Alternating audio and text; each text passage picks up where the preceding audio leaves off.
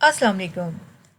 अगर रमज़ान गर्मियों में आए तो इसमें अक्सर आलू मीठे आते हैं और सालन का जायका ख़राब हो जाता है।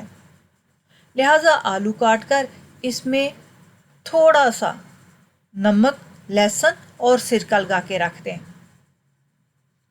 तकरीबन पौने घंटे के बाद सालन पका लें। आपके आलू का सालन बहुत मज़ेदार और जायकेदार हो जाएगा। सहरी के टाइम नरम रोटी पकाना मकसूद हो तो आटे को लस्सी से गूंदें, क्योंकि लस्सी खट्टी होती है, इससे खमीर उठेगा और रोटी बेहद नरम पकेगी। ये रोटी बहुत मज़ेदार होगी और देर तक नरम रहेगी। रमज़ान में अदरक को ताज़ा रखना हो तो इसे किसी भी घर के गमले की मिट्टी में दबा दें और ज़रूरत के वक्त एक टुकड़ा निकाल कर इस्तेमाल करें। याद रहे कि गमले की मिट्टी में नमी होनी चाहिए। या किसी दूसरी ऑप्शन ये है, या किसी बर्तन में रेत डालें और इसके अंदर अदरक को दबा के रख दें। रेत को भी हर टाइम नमी दें। इस्तेमाल के वक्त अदरक निकाल कर धोकर इस्तेमाल करें और बाकी बचा अदरक फिर उसमें दबा दें। अरबी का लेस ख़त्म करने के लिए इन्हें छील लें और काट कर नमक लगा के रख दें। 1 घंटे के बाद धोकर सादा पानी में रख दें ताकि अजाफी नमक पानी में आ जाए और अरबी का लेस दार मादा ख़त्म हो जाएगा। आलू के चिप्स बच्चों को बहुत पसंद है, तो आए दिन घर में आलू के चिप्स तो बनते ही रहते हैं। और उसको अगर इस तरह बनाया जाए कि आलू के चिप्स फ्राई करते वक्त अगर कढ़ाई में थोड़ी सी फटकड़ी डाल दी जाए तो चिप्स खस्ता और कुरकुरे हो जाएंगे। अक्सर मेरी बहनों की शिकायत होती है कि जब हम लहसुन, प्याज या कोई भी चीज़ काटते हैं तो बू रहती है। तो उस सूरत में हाथों से लहसुन और प्याज और मिर्चों की बू दूर करना हो तो फ़ौरन हाथों पर टूथपेस्ट मलें।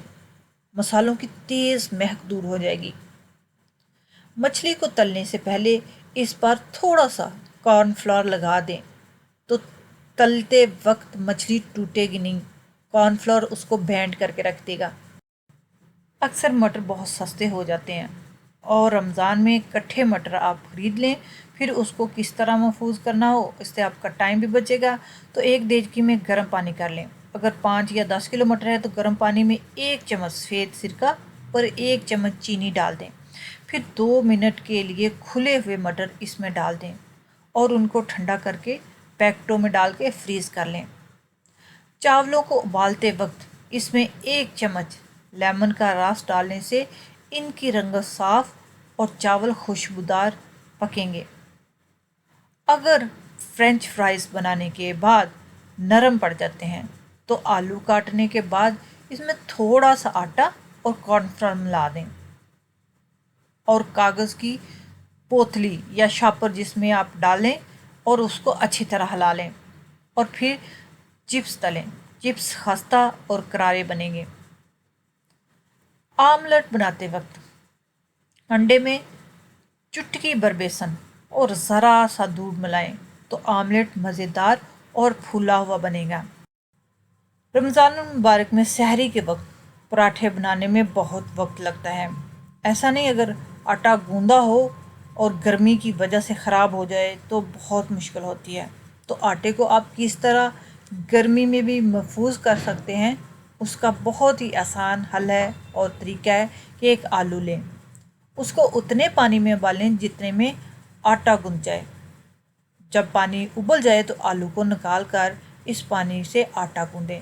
फिर एक मलमल के कपड़े को सफ़ेद सिरके में हल्का सा डुबो कर गूंदे हुए आटे के ऊपर बिछा दें। इस तरह आटा कई दिनों तक ताज़ा रहेगा।